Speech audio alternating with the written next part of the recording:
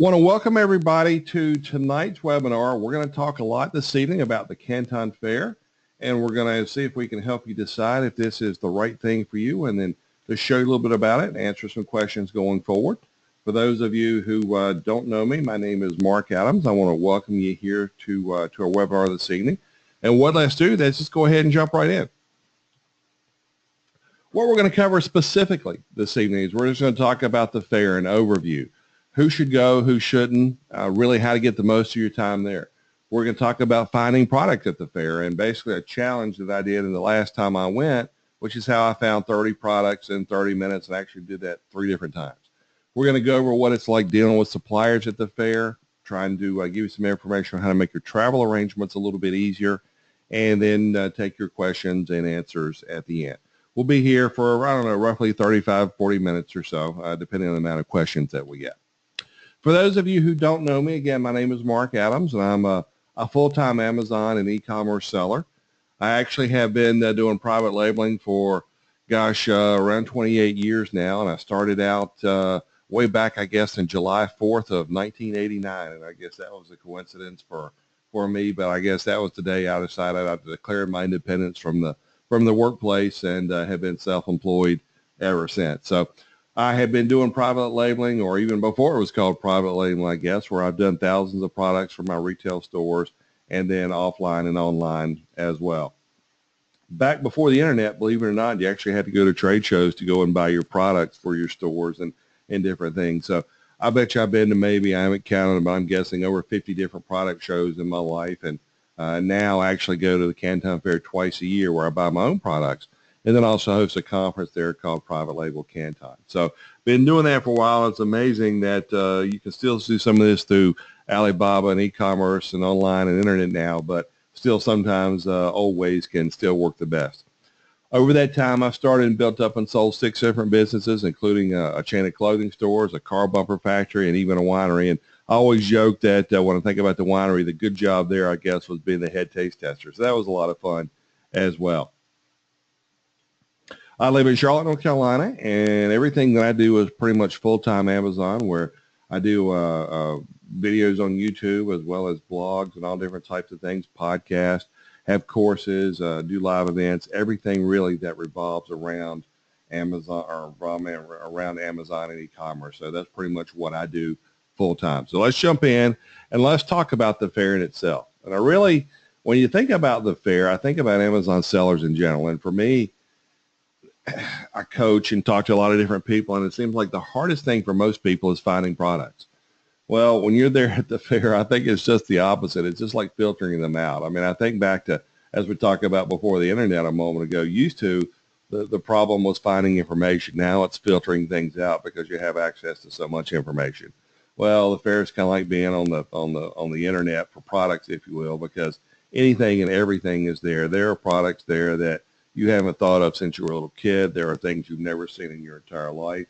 And there are things that are presented there in a way that you just kind of slap your forehead and say, gosh, how could I not have thought of that as a product? And it's basically right there in front of you. The thing about it, I joke, and occasionally as I go back, I think about the fair, and I think I've been 6 times now, but taking different groups and so forth. But I think just if you can't find a 6-figure income at the fair, you probably ought to give up and get a job. So the thing about the fair is that it's presented in a way to where everything is in front of you. I think if you wanted to be a gold miner, you would go to the gold mine. And that's exactly the way I think of the Canton Fair.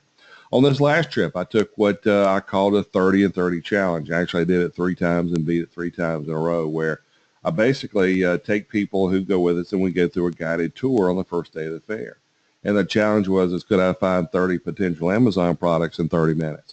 And I think I probably found between 40 and 50 every time we went. Basically walk through and use experience and different things I've done over the years of how I look at trade shows and the perspective I have of maybe combining this with that, or looking at the size or the weight or the possible retail prices, all the different things considered, and then actually put together a tangible list of things and potential Amazon products. And we'll talk in a second about how to do that and how to weed those out and how to get in to turn that into a particular Amazon brand or business in a second.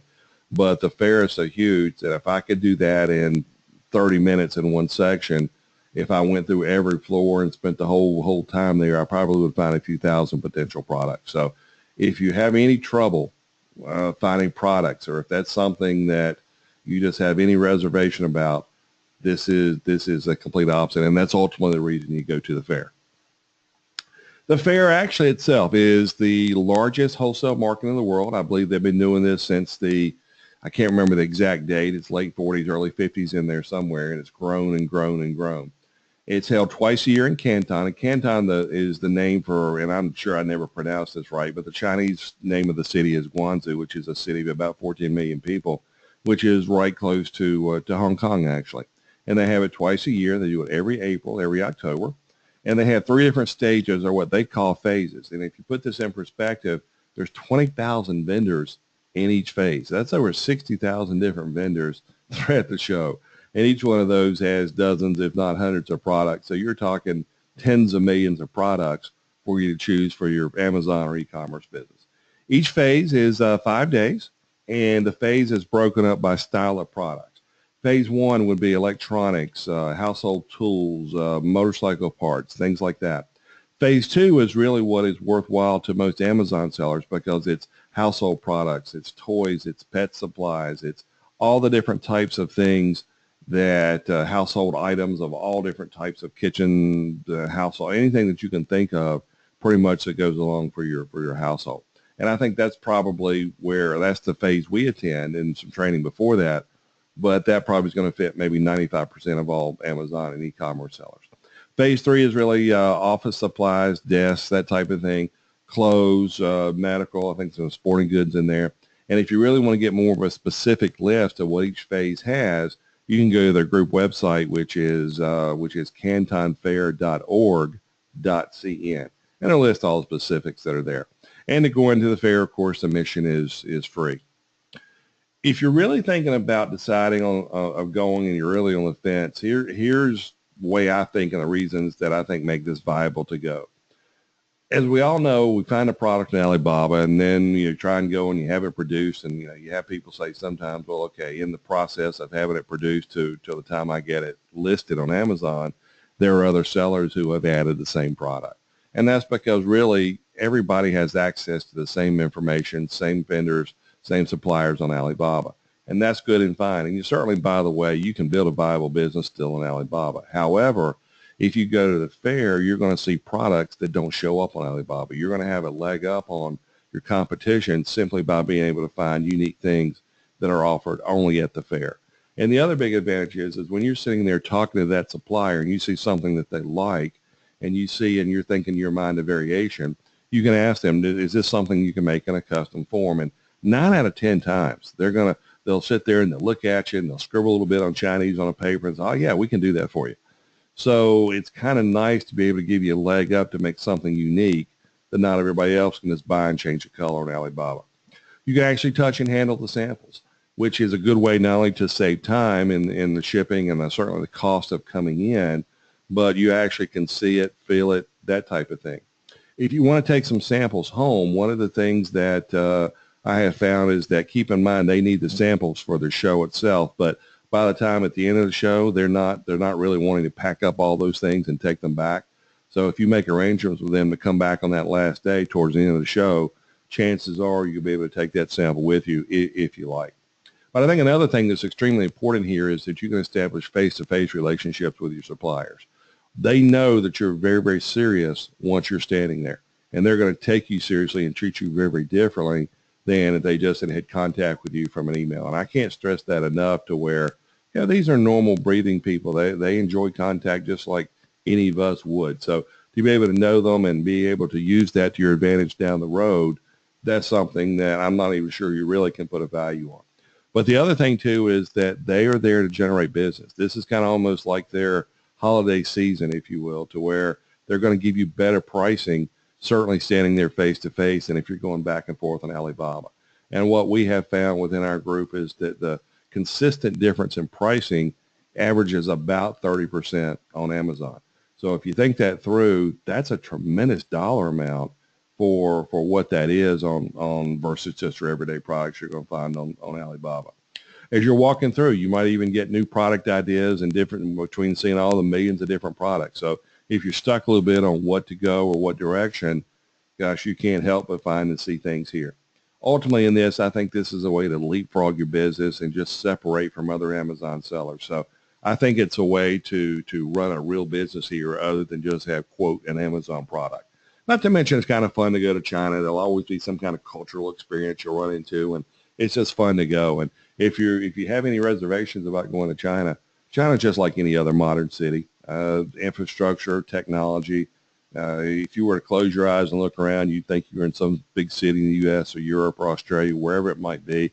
It's just the writings in Chinese, and the people, of course, are Chinese. But it's no different than going to any other big place. China is actually a very modern country. If you think about how big this is, and I guess I think back to when I was a little kid and I was reading about Marco Polo, and come back and tell the people about China, how many people they were and how vast it was. People thought it was exaggerating because they just couldn't process it. Well, I think there was some truth to that, because every time I come back and tell people how many people are there and the density of the people just kind of look at me and they really can't process it. And then when they go, they say, well, not only were you where it does say it the way it is, it's kind of understating it to a certain point.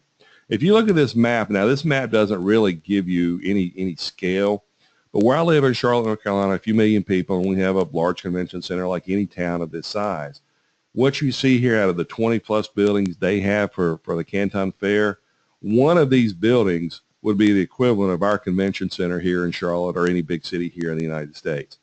Each of these buildings has 4 floors. Now, if you think about it, each one of these floors has about 500 vendors.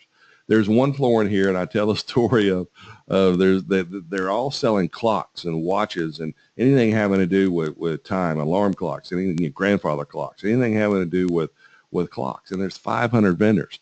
Now, if you went to your local boat show or whatever it is at your local convention center, you might have 200 or 300 vendors in the whole entire building. Here, there's 500 vendors per floor. So there's roughly 2,000 vendors on each one of these buildings. And if you think of, here's another building, here's another building. So there's like 6,000 vendors right here, which is like 20 times more than what your local trade show would be. Now, this is a bridge right here. And again, you can't tell the scale, but this is about half a mile. And it's so long, they got a moving sidewalk. And then they have golf carts that just do nothing but make loops around to walk you back and forth, so you won't have to walk all the long distances all the way and through. So you've got everything over here, the different things of ceramics and art things and household goods and I think gardening supplies over here. You've got pet supplies, and it's more of a continuation of different things. You've even got some temporary buildings done here in the back. But regardless of what this is, this building is just vast. And then over the 3 different phases, you're looking at 60 vendors, roughly about 200,000 people who attend. So the vastness of size is something that I can't really overstate, I don't think, but just realize and suffice it that this is the biggest wholesale market in the entire world. And it's something that if you want to do private label products, this is kind of really and ultimately the mecca for that. When you go, you can go to one or you can go to multiple phases. As I said earlier, I think phase 2 would fit probably 95% of all Amazon or e-commerce sellers. As you walk through, and if you have existing products, two types of people go, whether it is people who have products or obviously people who don't. If you have products, walk through and then see what's there and find vendors that are of your particular industry, and then start asking them about price and all that kind of thing. We had a person go a few trips ago. His name was Ben. Ben was actually one of my coaching students, and I think he was paying $3.15 for his particular product. He came across a vendor making or could make the same type of thing, and he found it for 51 cents. I don't think I'll ever forget the look in his face when he came in. We all meet after the fair every day, and just the look in his eyes and the smile on his face of, he said, I just saved thousands and thousands and thousands of dollars. I'm like he was on cloud 9 the rest of the particular show. So go ahead, and if you have products, look for what you came for. But where I really think one of the things that is a tremendous advantage, and this is kind of what we'll go over in some of the training, is what I call the idea or day of discovery. And this is where kind of the 30 for 30 comes into, where basically you just want to walk through and you want to basically just do some impulse shopping to where you're creating a list of products. that are potential Amazon products. And again, that's by size, by weight, what you think potential price would be. Things that your common sense is going to tell you is a potential product. And then that evening, you want to come back and use a product like Jungle Scout or something like that, AS Inspector, whatever that might be, to do some research to get a feel for the market competition.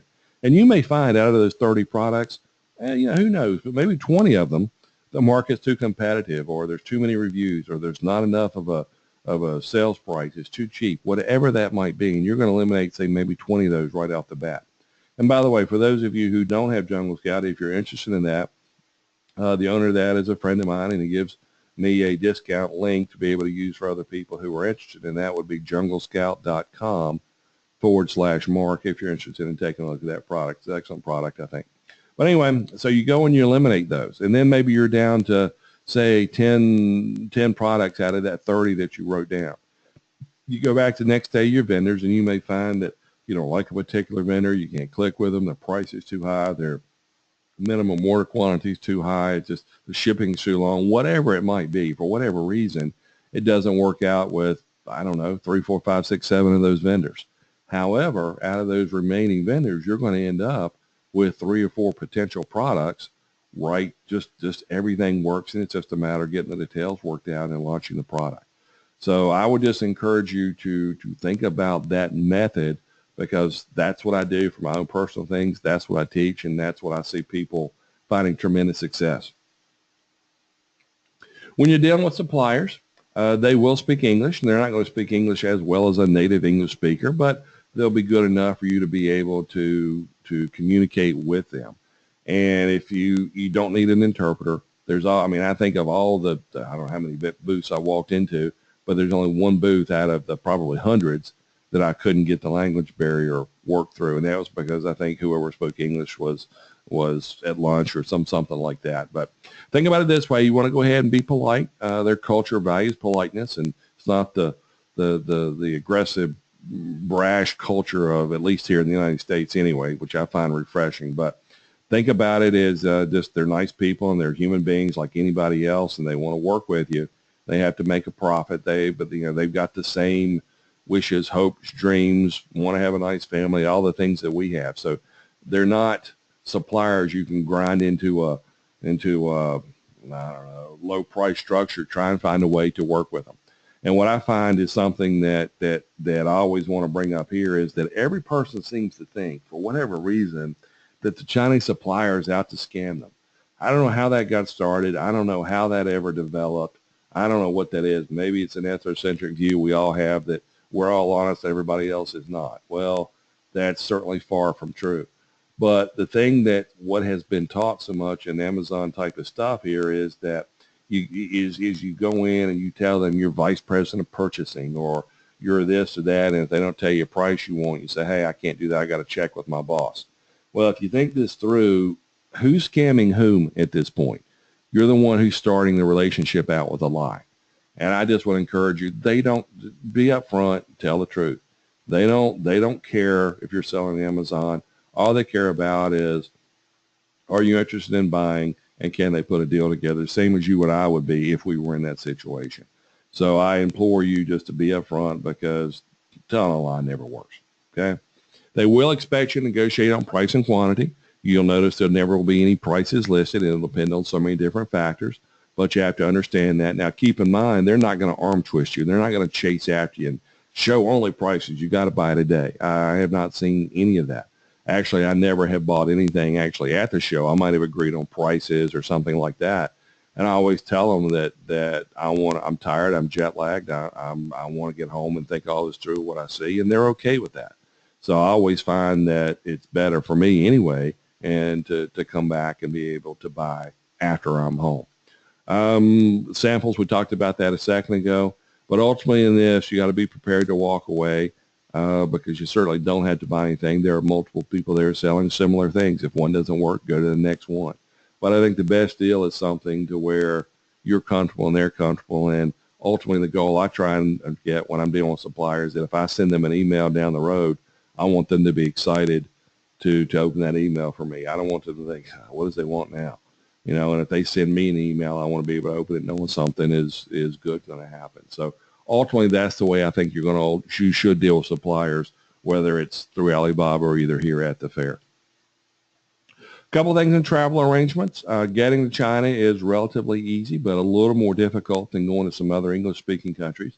You will need an entry visa, of course, obviously your passport, but your entry visa is something that, at least here in the United States, you can get an entry visa at one of the 3 consulates that are here, and there's one in Los Angeles, Chicago, and Washington, D.C. And if you live close to those places, you just literally go into the consulate, pay the money for the visa, which is $140, and then you're ready to go. If you live farther away, like I live 8 hours south of Washington, D.C., I wasn't going to drive up and back just to get a visa. So if you're in a situation like that, you then Google travel agencies, entry visa China, something like that, and you'll see several travel agents come up to where you mail them your passport.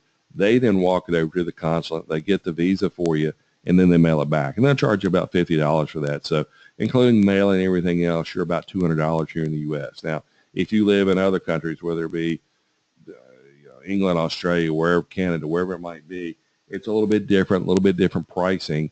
But just simply go to Google and get entry visa requirements China, and then type in your country. So 2 different types of visas you can get. Actually, you can get a tourist visa. You can get a business visa. Without getting into a whole lot of detail, the tourist visa will last you for 10 years, which is what I have. You pay for it once, and you keep reusing it over and over if you choose to go back. A business visa is more complicated to get, and it's valid for 1 year. So you can do that whichever style you choose, but I would encourage you to consider the tourist visa. Traveling relative to flying to other places is really pretty cheap. I just flew to Paris earlier this year, and it was like $1,500, and it's like a third the length it takes going to China. So depending where you are, for me, I'm on the East Coast of the United States, so that's about as long a trip as you can take because there's 12 time zones, but it's right about $1,000. So if you're in Europe or on the West Coast of the United States, Australia, somewhere like that, it's closer to the 600 going in. So not a lot of money for the length of travel you're going, especially compared to other types of places. You'll find hotel rooms. They do increase the prices, of course, during the fair. But I'm just going to tell you, and this is something, probably maybe one of the best tips I can tell you about traveling. This is the longest trip you're ever going to take in your life. You're going to be really tired. You're going to be jet lagged. And if there's ever a time to splurge on a hotel, it's this trip, because the last thing you want to do after traveling 15, 20, 25 hours, whatever it is end up on a hotel that's noisy, or the temperature is not right, or the air conditioner is loud, or that type of thing. We stay at a really, really nice hotel that has discounted prices for people in our group, and it's well worth staying there just for the convenience of it. And I'm just going to tell you, if there's ever time you want to spend another $1,500 a night, this is the time. Keep in mind, a lot of these hotels, that if you stay far away from, or even relatively close to the Canton Fair, you can take taxis back and forth. Some of the hotels will have shuttle buses that they'll drop you off in the morning, pick you up in the afternoon. However, there's a lot of walking involved. The building's not air conditioned. Having a hotel that's right next to the fair, where you can just maybe go in 2 or 3 hour bursts and then come back and sit in your room for 10, 15, 20 minutes and have a cup of water, whatever it might be, is certainly much easier on your body than being able to be stuck there all day and waiting on the bus to come back. To get into the fair, you'll need a show invitation, which is basically paperwork you fill out online. They'll mail that to you, and you bring that with you. And then when you register, they'll give you a badge to be able to get in. Keep in mind, China is a little bit different than the rest of the world, is that they're more of a cash culture than say the rest of us that will carry credit cards everywhere. Your taxi drivers, some of the restaurants, things like that, they simply will not accept credit cards. So make sure you've got enough currency, Chinese currency, to be able to get you from the airport and whatever you need along the way. Realize that there are still things that are censored there, so you're not going to be able to have a lot of your normal connections that you do on the internet. You can get something called VPN software that will route your signal outside of the country, so you'll have access to some things like that, and that's not very expensive. You can get, I don't know, $12, $15 for the time while you're there, and then cancel it thereafter. So realize that's a nice workaround. First time I went, I didn't know this, and go 2 or 3 days without your email and see if you're not climbing the walls. But the other thing to think about doing here is going into Hong Kong. Hong Kong is just down the road from Canton.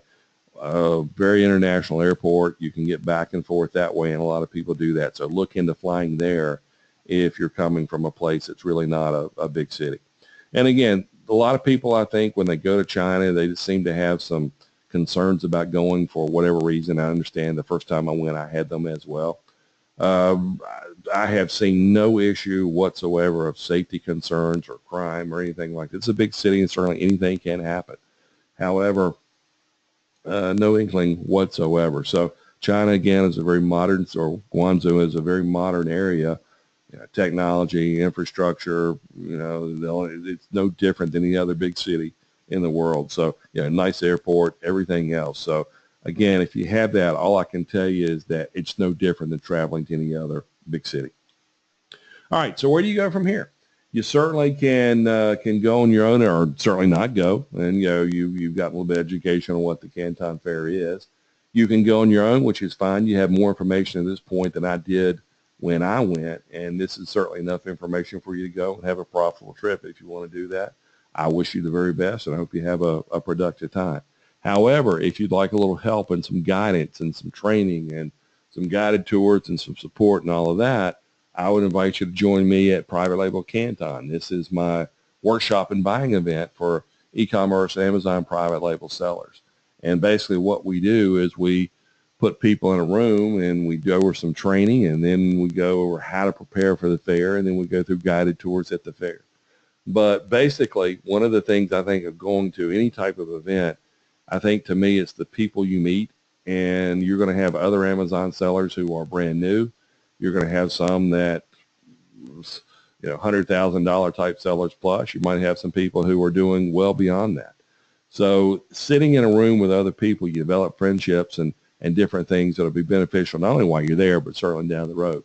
When I started out my first business years ago, it was actually part of a franchise. And to me, I think one of the most beneficial things is being able to pick up the phone and say, I'm having an issue here. How would you handle this? And we all know that kind of being in the Amazon business is a little lonely sometimes because you're kind of sitting behind a computer screen all day. But I think it's invaluable to have multiple people who you can call on, who you've gone through the same experiences, to be able to help each other out. And I think, too, when I go to an event, I'm really looking for one single thing that I hear, an idea that I can apply, whatever it might be, to ultimately help me jumpstart or scale your business. And that's really what this event is designed to do, is to help get you going. So if you're brand new, you're going to get some very intensive training very, very quickly, so you can leapfrog and just separate from your competition. If you're already up and running, you're going to hear that one or two things that maybe give you a different thought process that allow you to go from $100,000 a year to $200,000 a year, or beyond that. We've actually had one person who came through this, and within 9 months of attending the fair, he built $1 million business. And that's I don't mean sales, I mean profit. And he's grown well beyond that at this point. We've had several people who have created established brands and well into six figures. So it's a group of people who I always find this is my favorite event, because the people who are here typically are very serious about building their business, and they grow very quickly because they're very motivated and willing to take action. We'll get into some advanced things as well, but you'll be able to find whatever you want at the fair, whether you want to make a few $1,000s a month to make your life easier, or you want to find that $1 million business, things are there. Certainly you're going to get better pricing, as we discussed before, as well as the relationships. And then as we go through, a big part of this is this guided tour. We'll break into groups, small groups, and then we'll go through, and I will show you what I've learned and how to look at booths and how they display things to figure out what they're thinking, all kinds of little subtle things that will help you not only find products, but be able to find the right products at the right price. We talk about negotiation. We talk about all different types of things that by the time you go through that fair, you're going to be well prepped and prepared to do that. And, of course, we have a little fun as well. Couldn't do that without some fun. Private Label Canton is something that before the fair, what we do is we have a live webinar where we go over everything and in very, very extensive detail, far beyond what we're talking about this evening, as far as getting your visa, preparing for the fair, preparing your travel. Everything gives you the confidence that gives you peace of mind that you can come and be able to focus on nothing but being able to build your business and find products. Day one, we have a reception. We have that at the Sky Bar. I'll show you some pictures of that in a second at our Langham Hotel where we stay, which is really one of the nicest views that overlooks the skyline there in Canton. The first day, it's a full day of coaching and training to where really we're going over everything that's relevant to the Amazon business, from finding products to dealing with suppliers to good copy, good pictures, everything that the strategies of how to put your business together, some business management things that very, very few people include in their training. And then the second day, we tie it all together as well as go into talking specifically about how you can profit from the fair. And then on day three, or day four rather, we'll go through, and then that's when we'll do the guided tour. And then day 5 and 6, you're on your own to walk through the fair to find products for your own business. And then even after the fair, what we'll do is we'll set up a 30-minute phone call if you want, to where we can talk about whatever experience you had at the fair as far as finding products, or have me help you evaluate your products, whatever I can do to help you build your business after being at the fair. But it's a really action-packed few days where there's a tremendous amount crammed into that, but all is designed to help you find products and build your business. The typical attendee, anybody from brand new, but ultimately the common thread are to people who have large businesses. But the common thread, I think, is that everybody there is truly serious and they want to build a real business, not just develop an Amazon product. So people here are very, very motivated to be successful. And that's part of what, to me, makes this my favorite event to do, because it's just everybody's very passionate about building their business. We've had people from, I think my best count is 17 different countries. There might be more at this point, but basically all over the world. We had one lady one time, or a couple trips ago, she was actually, I can't remember, like 5 or 6 months pregnant. People in their 20s just out of college. People who are 60s retired. We have business partners come. We have a lot of married couples come. So there's all different types of people. And one of the things that is every time I look at the group, it's always very rewarding for me to see people who are from all over the world end up being best buddies by the time the trip is over. We'll have a web page, or we have our web page, which is privatelabelcanton.com, where I've recorded a few of the things people have said, and I would encourage you to go there and listen to what they say about the event, and you can see just the types of people who come as well. What are you responsible for? That would be to make your own travel arrangements, your own airfare, to book your own hotel, and you don't have to stay certainly in the Langham Group Hotel where we're staying.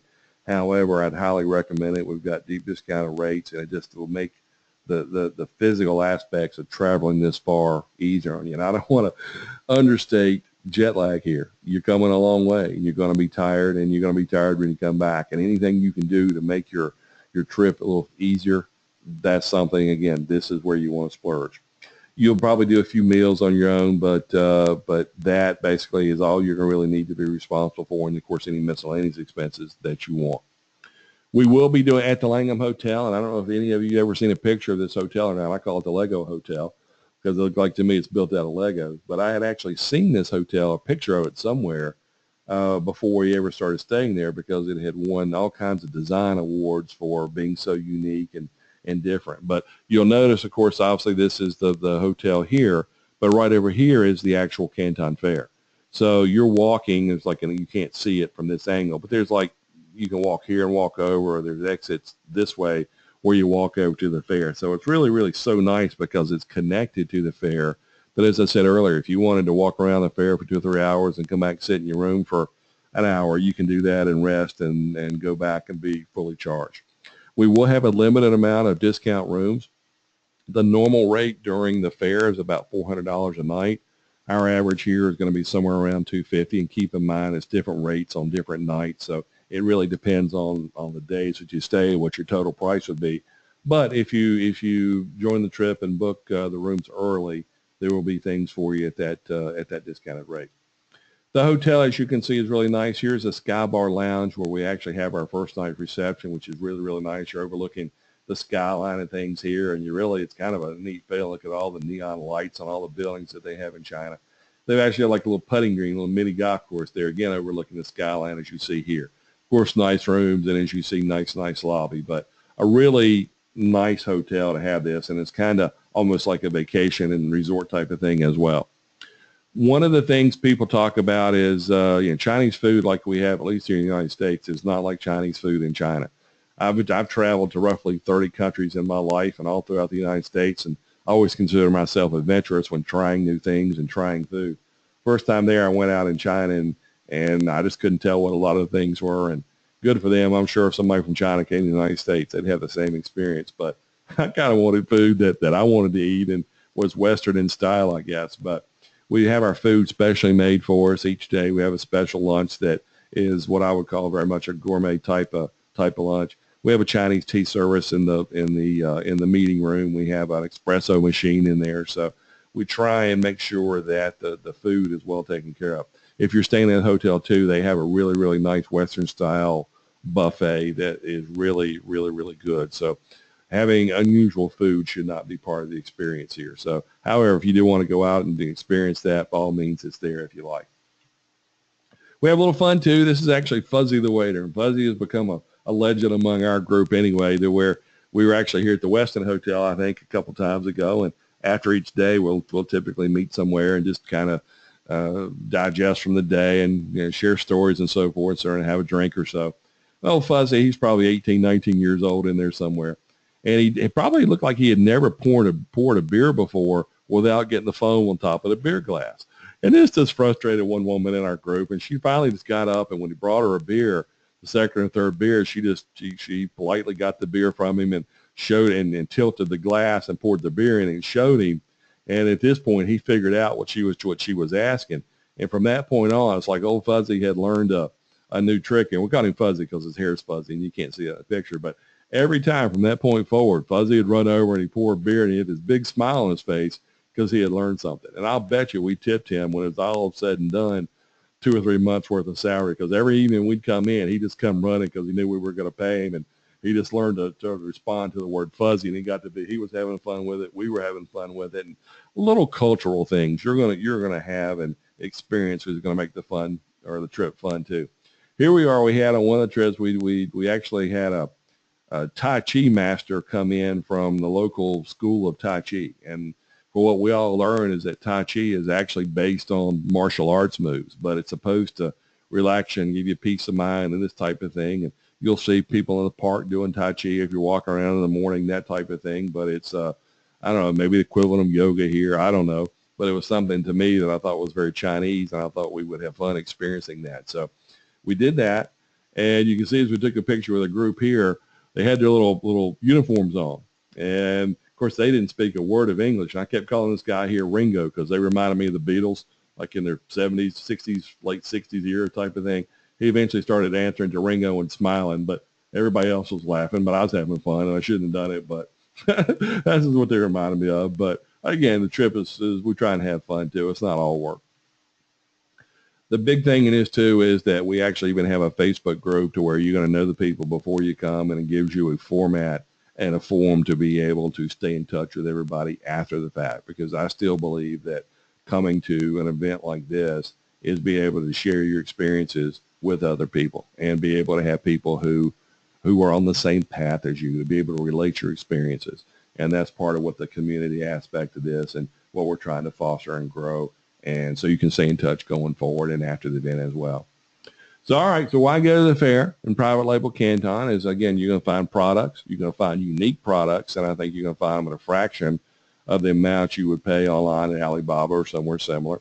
You're going to learn everything that I know about private labeling, and certainly available for questions and that type of thing. And it's not like I'm just show up and disappear. I'm there with you from the time we start till the time we leave. So it's a way to learn everything, and I know, and basically rent my experience, if you will. You're going to be able to network with other sellers, and I think become part of a growing community. You're going to just have really nice hotel, nice meals, and then the personal time we're going to do with the one-on-one coaching after the fact. And I keep coming back on it. Fun, educational, profit, and all that. I don't know what you can do much more than that. So with that said, let's go ahead and take some questions. But what I would personally do is invite you to join me. The next one will be in October, and you'll see all the different dates and the different things here. And depending on when you're watching this, it may be Next one might be October or April, but all the information will be at Private Label Canton. So go there and take a look, and you'll see all the different things, whether you want to go as an individual or bring a business partner, spouse, all of the different things will be listed there. So let's now go ahead and take some questions and see if we can go in and answer that. So go ahead, I'll give you a second to type some things in. If you have that, we'll be able to go over that.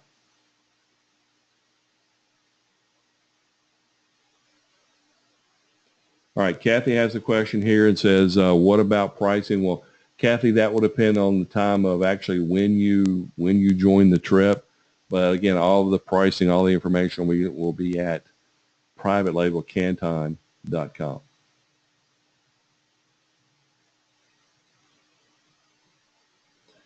Here's one, Sam says, can you tell me about some of the experiences people had after the fair? And Sam, what I'm thinking you're meaning there is, I guess, is did they find products? Did they build a business? Out of this, Sam, I've lost track of a count at this point. Each group is roughly, by the way, gosh, I don't know. We fluctuated from low 20s to mid 30s, somewhere in that range. But probably somewhere around 20, 25 people has been an average. But in that, we've had some people who, as I mentioned, one person who built $1 million business within a year. We've had several who have built several $100,000 type businesses. We've had people who have made a few $1,000s a month because that's what they wanted. And we've had some people who have done nothing. So ultimately, I think the better question in all that is it really depends on what each person does and what your goals and ambitions and your ability to execute and follow through. Because really in this, I think what my role is kind of like the old saying of leading a horse to water. I can't make you drink, but I can put you in position to be successful. And we've had an awful lot of people who have done really, really well on this trip, and because they were prepped well. So then again, the rest is up to you, though. Okay. Nikki says, is there a difference between the fair in October compared to the one in May? And actually, Nikki, that's a really good question, because that was one of my thoughts early on. And actually, no. I mean, it's pretty much the same type of products, if you will. You might see a little bit different vendors, that type of thing. But I can't find any difference in size or type of people or vendors or anything like that. So whether you go in April or October, it shouldn't be the same. The weather conditions are about the same. Canton is actually, it's in the southeastern part of China, so it's kind of like Florida humidity. This last time we went, it was actually cool. But it's been cool everywhere this spring, but the other times I went, it's been kind of hot and humid. So weather-wise, anything like that, I can't see a difference either way. Okay. Okay, May says, how many items do you suggest we have private label already before going to the fair? May, I don't think there's a right or wrong answer in that. I mean, we have people come who have had, I think we had one person in this last group, I think he had several hundred products. We've had people who don't have any products yet. I think the thing about it is that whether you're brand new or you're very experienced like that, there's going to be something you're going to see that's going to put you over the hump. Because actually, while we're there, the group's not so huge.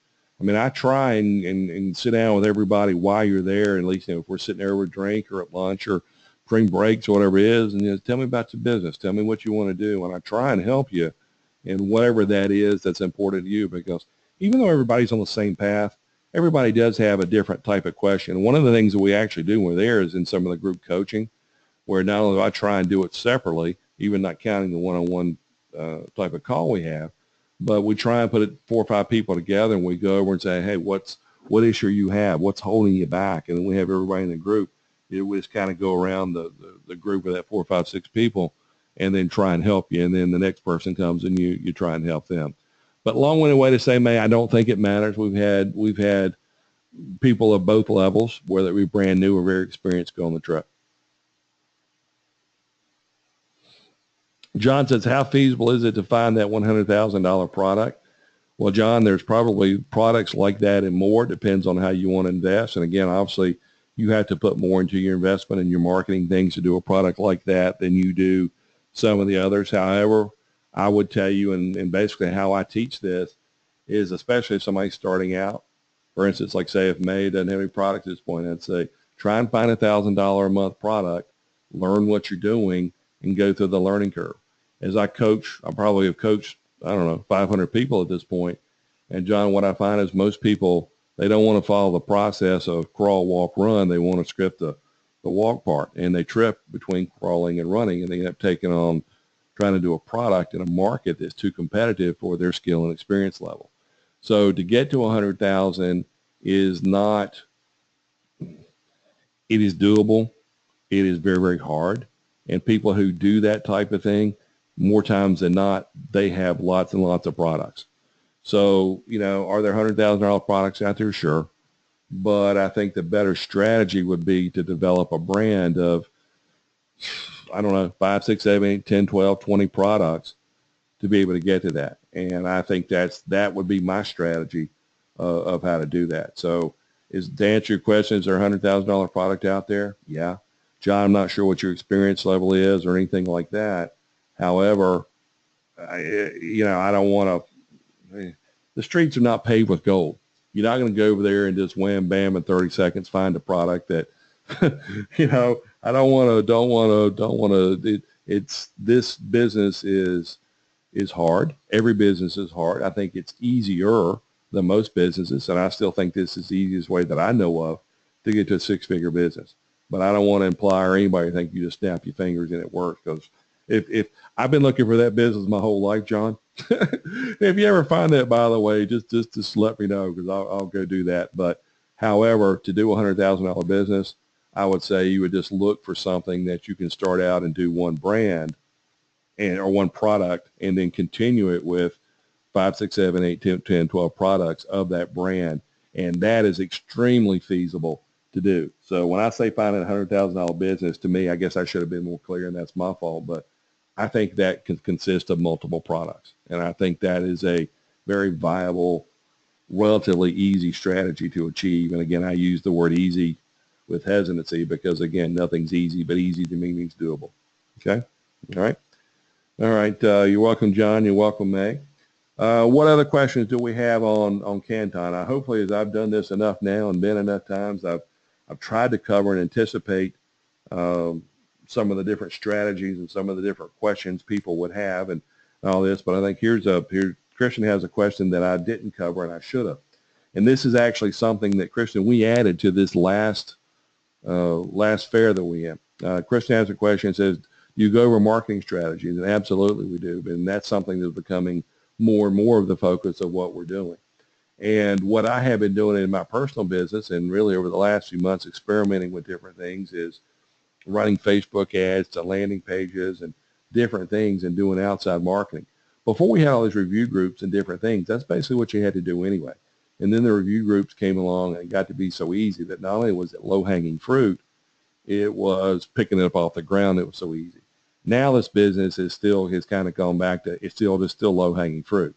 But I think you have to be able to realize, to get maybe the true leg up that you want now, to be able to advertise. And I think that we spent probably a couple hours on this, going over not only types of internal Amazon PPC, but also the strategies of being able to do this, which of course we could go in and talk hours on that, Christian. But long-winded way to say, yeah, we cover that very extensively. And actually, I'm coming out with a course in a not too distant future that will show people how to do this with relationships to the physical products and Amazon and Shopify stores and things like that in particular. But yeah, Christian, what people, and going back to what John was saying about the $100,000, what a lot of people who are doing big volume like that now, they have gotten into outside advertising. I don't think you ever master that, but if you can get a good handle on it, that's truly, I mean, the separators here are going to the fair and finding products, and step 2 of this are being able to market and manage your business. And not only, well, there's finding a product, there's business management, there's marketing. We talk a lot about business management in this too, and some things of how to manage your inventory and how to truly make money by, again, I get excited when I talk about all these concepts because, again, I teach at a different level, I think, than a lot of people. But if you apply the stuff, you're going to, again, my ego's coming out here. Where if you apply it, you're going to no doubt make money. But long-winded way to say, Kristen, yeah, we go over marketing and business management and everything else that I think is truly relevant to building a business. That's a good question, though. All right. Anybody else have anything that they want to go over? Okay. All right. Well, boys and girls, again, I appreciate you coming in. I try not to do very, very long webinars and try and get to the point but all I can say is this is a good trip. We've done it 6 times now. I think this will be the 7th as we come up. We've got things dialed in. It's helpful. It's educational. People are finding products. People are developing good businesses, and it's just fun to do. So I very, very much would like to invite you to come with us, and I hope that you can make the trip. So if you go to Private Label Canton, got all the trip information there. If you have any questions, let me know, and we will go from that. So with that said, everybody, I truly appreciate you taking a little bit of time to spend with me this evening, and I hope it was helpful to you. And I wish you nothing but the best on your Amazon businesses. Thanks so much, everybody.